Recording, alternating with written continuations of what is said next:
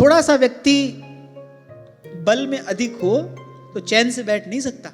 शरीर में शक्ति अधिक हो, बल अधिक हो, अच्छा बल किसी भी प्रकार का हो, वो चैन से बैठने नहीं देगा। अगर उसका सेवा में सदुपयोग नहीं करोगे तो आपको चैन से बैठने नहीं देगा। धन भी बल है, बुद्धि भी बल है, विद्या का भी बल होता है ना। ऐसे अनेक अनेक प्रकार के बल है। सूरदास जी कहते हैं ना, अपबल, तप बल, बाहुबल, और कह रहे चौथो बल है दाम। शरीर का बल है बाहुबल, धन का बल है, किसी को तप का बल है, किसी को विद्या का बल है।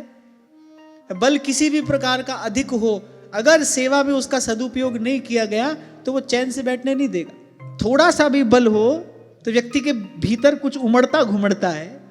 अब सोचो, जिसको भगवान के चरणों का बल होता है उसकी स्थिति न्यारी होती है भाई, उसकी स्थिति विलक्षण होती है। इसलिए मैंने कहा, भगवान का भरोसा कहना एक बात है, भगवान का भरोसा होना कुछ और बात है। ये जो इस प्रसंग में कहा गया ना, ये विश्वास की बात है। प्रभु के चरणों के भरोसे कोई निश्चिंत है, जो भी हो रहा है रे भगवान की इच्छा से हो रहा है। क्या हो जाएगा, अधिक से अधिक हो क्या जाएगा? थोड़ी सी बुद्धि शुद्ध हो जाए, थोड़ा सा हमारा विचार विवेक युक्त हो जाए तो आप देखेंगे भाई हमारे पास यहां पर खोने के लिए क्या था? कुछ भी नहीं, कुछ है ही नहीं खोने के लिए।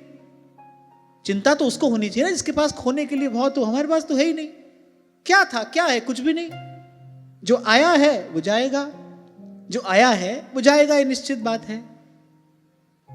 बिना बुलाए सुख भी आएगा और बिना बुलाए दुख भी आएगा। आपके रोकने से दोनों ही नहीं रुकेंगे, दोनों में से कोई भी नहीं जाएगा। एक बार इस बात का विचार करो, आप हो कहां, क्या कर रहे हो? Where are you? What are you doing? कहां है आपकी स्थिति? किसी भी स्थिति पर आपका नियंत्रण है? नहीं है। आज आप यहां स्वस्थ बैठे हो, कोई इस बात की गारंटी दे दे मैं कल भी स्वस्थ रहूंगा? कोई नहीं दे सकता है। कितना ही स्वस्थ क्यों ना हो, कितना ही सबल क्यों ना हो, कोई बुद्धिमान व्यक्ति ये कह दे मुझसे जीवन में कभी गलत निर्णय नहीं हो सकता? कोई नहीं कह सकता है। कितनी बढ़िया गाड़ी आप चलाते हो, कोई कह सकता है भाई हमसे गाड़ी कहीं लग नहीं जाएगी? कोई नहीं कह सकता है। कुछ भी तो हमारे नियंत्रण में नहीं है। हमारे नियंत्रण में, हमारे अधिकार में जो है, हमको तो सतत निरंतर वही करना चाहिए।